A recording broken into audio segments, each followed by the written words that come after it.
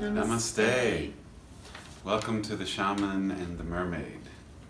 We're here to give you the new moon report for August 30th, the date of the new moon, all the way up through September 13th. That'll be the next full moon. And we'll run down what the theme is for this 2 weeks coming up. Give you a little bit of the technical information, but not too much, because you want to hear us do the coffee talk instead of the technical talk. That's why you're here for the Shaman and the Mermaid. So without further ado, what is our theme for this new moon in Virgo? Well, with a little bit of thinking, which is indicative of Virgo energy, we came up with choose wisely and live simply. And the reason that we came up with that theme is Virgo, which if you see up here on our astrological wheel, there's a bunch of planets. This is the sign of Virgo. And all 5 of these little guys are hanging out over there. That's called a stellium. But there's a lot of Virgo energy this time around because of that. And so with so much emphasis on the sign of Virgo, we decided let's look at what Virgo energy means. And a lot of that is about having choices, about discernment, about refinement. It has to do with routine.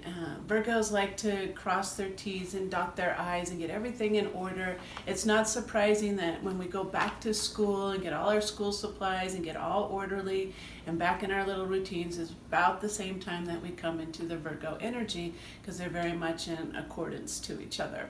So because Virgo has all of that discernment and refinement ability, it's very much deliberate in making choices for itself. And this is a good time for choosing wisely, because as it always is, right? You always want to be choosing wisely, but an extra amount of focus on that, because simultaneously with all this party over here in the sign of Virgo, we've got what we call a grand trine, in a grand earth trine, because there's a perfect triangle between Capricorn, the other earth sign. Virgo's an earth sign, Capricorn's an earth sign, and the other earth sign is Taurus. And there's some big planets in those houses and those signs that make a perfect triangle, all earth, so it's a grand earth trine. And this grand earth trine has Saturn sitting in Capricorn, which is home, and it has Uranus sitting in Taurus. Uranus is that wild card, a little bit of innovation, revelation, spontaneity. And Saturn is the karma doler, the wise elder, the judge and jury, if you will. So there's a little bit of a check-in happening at this time about some of our karmic energy, about our choices that we make. So that's why we say choose wisely. And then the live simply part is a little bit to do with that Uncle Uranus in Taurus, because anything can go. So just kind of keep it simple at this time. But also remember I said that Virgo is much about health, body, daily routine. And so this is a good time as we come into the close of summer. We'll have the fall equinox coming up here in the middle of September. So we're kind of on that last turn of summer. It's a good time to kind of scale down, refine, get everything simplified, if you will. So choose wisely, live simply. Okay, pretty good sum up of what you should be doing for these next 2 weeks. What else can we say about that? Well, I thought one of the things that we could go into is the different aspects that are going to happen. There's, without getting into too much detail, Michael, you could explain the Saturn trine. We have some astrological weather coming up that's going to repeat itself. It's like when you look on your weather app and for the next 10 days it's going to be 95 degrees and you go, ugh. Well, for the next 10 days, it's going to be Saturn. Ugh. Well, there's not necessarily things wrong with Saturn, but Saturn is the rule keeper, how we connect to authority, as Katrina said. But the higher purpose of the ugh of Saturn is to bring you into a greater sense of maturity and to get you into a deeper seat of your soul's purpose. So all throughout this week, and next week, and the following week, all these party planets in Virgo, and Virgo's not very much of a party anyway. It's just kind of like, let's get down to business and take care of health and make some fine art things, but it doesn't like to have a good time. It's going past Saturn, and when it does that, Saturn's going to say, hey, get your stuff in order. Make sure it's going good. Make sure you're on the right path. Make sure that you got your things tied up and that all the I's are dotted and all the T's are crossed. And if you haven't, it's going to be a check-in around that. So that's happening all this week and next week and the following week with all those personal planets. And those personal planets, we have the moon, which will only be there for another day or two, and then it moves into Libra. It's faster moving. And we have Mercury here, that's your communication. It'll get that check-in. And you have Venus, which is love, abundance, romance. It'll get that check-in. You have the sun there, which is your outward expression of yourself. It'll get that check-in. And then you also have Mars there, which is your aggressor, your assertive side, your forward initiator, getting things in momentum. It'll have that check-in too. But that check-in is a trine. And so the check-in has a little softer energy to it than if it was coming up to, say, a square, which is the next thing we'll talk about with Jupiter. But the trine is harmonious. So this check-in has a little bit of flow to it, a little bit of ease, and it's part of that grand trine that I mentioned at the beginning. So it's in a really solid shape. Triangle is the most stable form that you can use, say, in architecture. When you're building, that has the most solid form when you're constructing. So we have this really nice, stable triangle to help us with the Earth energy. I want to talk about the square to Jupiter. Okay, well, if Saturn is 10 days of 95 degrees, Jupiter is 10 days of it's going to rain.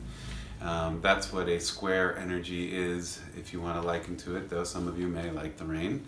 The rain is saying that you got to hunker down and prepare. Jupiter square is checking in to see if you're following your vision as the simplest way to do it. So you may be challenged on all of your personal ways, from your emotional body to what you think, to how you hold your values, to your willpower, to your personality. And it says, hey, are you really doing what you've envisioned to do? And if not, you're going to be challenged. You're going to have challenging times for this next 10 days on this aspect with Jupiter. Jupiter's in Sagittarius, and Sagittarius also wants us to look beyond our local environment and to the horizon. So if you're looking down at your feet, look to the horizon. That's a good way to say it.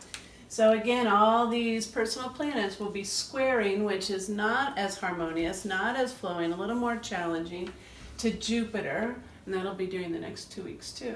And then the other aspect that's coming up is all of these planets are also briefly having a trine to Uncle Uranus over here in the sign of Taurus. I think what we're seeing right now with the volcanoes, the fires in Alaska, Bolivia, Brazil, with the hurricane coming to Florida, is a lot of this Uranus-Taurus energy right now. The Earth is activated and is firing off. And that would be very much Uranian energy in an Earth sign. And then remember, this is a grand Earth trine, so they're being all in conjunction together. They're working as a whole unit, these major planets in these Earth signs. So they're really focusing on Earth. So of course, that would lead us to believe what to do at this time would be great to step into some Earth activism. Of course, we need to do that even if we weren't looking at these charts. We need to do that because we can look outside and see we need to do that. But the cosmology is telling us that, heck yeah, right now, do it, get it. We need to focus on Earth. So anywhere in your lifestyle that you can incorporate any sort of activism for our Earth's health and wellness is key right now. And sometimes we get, I think, frustrated as we don't know how we can step into that. Well, be proactive. Take a look, talk to neighbors, see what they're doing. Of course, the minimal things like recycling and carpooling, riding your bike, taking a little bit less off that carbon footprint that we put down. But there's other ways that we can be activating awareness around Earth consciousness, taking care of our great mother who is clearly in distress at this time. So I think part of this Earth trine is asking us to step into that individually, what you can do by yourself, and how you can help the collective bring awareness, if nothing else, to this situation. It is truly happening, people. Global warming is here. So I think we've got it. We got one more. I almost forgot. Neptune. You want to speak to the opposition? Okay, well, if it's 95 and going to be rainy all week, Neptune says, well, it's probably going to flood. Neptune rules waters, oceans, rivers. It's all the water element, and we have this opposition. So all of your personal energies are getting a further check-in with Neptune, and you may feel like you're underwater, you can't hear, you don't know what's left or right or up or down. And Neptune is delusional. It's not helping you know which way is up, down, left, right when you're not in right way. When you're in right way, it says, hey, welcome to the Garden of Eden. When you're not in right way, it says you're in the middle of the ocean. So this energy is persisting all week. Check it out for the personal planets. One of the things to be aware of if you're feeling like, what does he mean by I'm in the ocean? If you're avoiding crossing T's and dotting I's, or hunkering down on discernment and refinement, as Virgo is really wanting us to do, especially around routine and health and what's another good Virgo aspect? Besides Refinement. If just getting it really refined. If you're not into that right now, you're probably looking to the opposite side of the wheel. And when you're avoiding what the cosmology is saying is a focus, then we tend to dive off the deep end the other way. And then the deep end of Neptune looks like addiction. It looks like getting a little overboard in our party scene, maybe numbing ourselves down with alcohol or drugs, or promiscuity, or too much food intake, or excessive compulsive on, say, exercise, or that would be an out of balanced Virgo, maybe not toning it down. You just do too much of any one thing as a way to escape or avoid the things that we need to do for those choose wisely, live simply elements. So just especially coming on Labor Day weekend, take a note of your excess behavior and make sure you're keeping it in check and not going too overboard with it. Of course, that's always a good rule of thumb, but whenever it plays out in the stars as a real sign, we want to pay extra attention to that. I think that's basically what we have for this time. Remember, a new moon is a great time to plant a seed of intention, because it begins the cycle of the whole month as it goes all the way around. And so we want to plant a seed for this journey of the month, for that moon that is really in positive vibration for ourselves, maybe around that earth activism, or refining our lifestyle, or getting it down to simply living. That doesn't mean we have to be a pauper. That means we just don't have to have things complicated, and those wise choices will help us get there. Okay, thank you for tuning in, Yogi Astrologers. If you're in the Denver area, you can come see Katrina and I. What's the date? September 15th, we have an astrology workshop, sign, everywhere is sign, and we're going to break down each of the 12 signs of the zodiac so that you can have a better understanding of their personality, if you will.